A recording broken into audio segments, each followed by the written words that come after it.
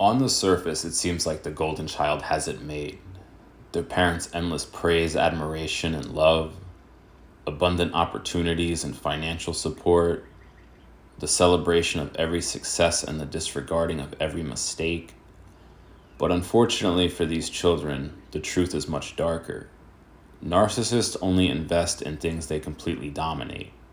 They don't actually love this child because cluster Bs don't know how to love. What they perceive as love is actually enmeshment, and this child's internal world, emotional stability, and cognitive development were never prioritized.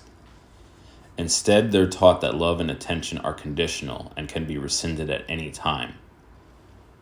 This manipulation subconsciously forces the golden child to reject their healthy sovereign self and become the parent's codependent purveyor of steady narcissistic supply.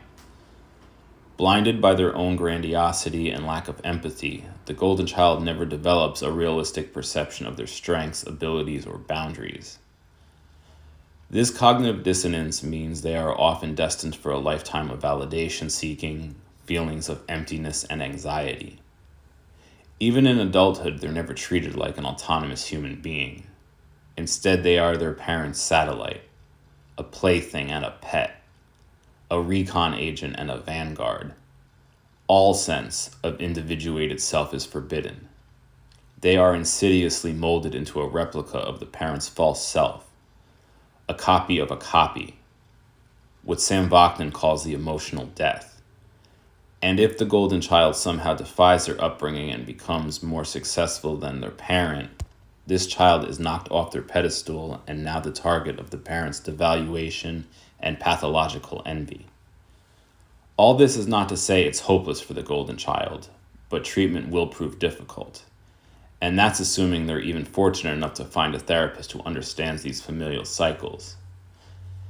It is important to remember that as painful as your childhood was, it doesn't detract from the constant pressure and spotlight faced by your sibling. Ironically, your parents' neglect is likely what preserved your sense of self. And that's why you should never envy the golden child.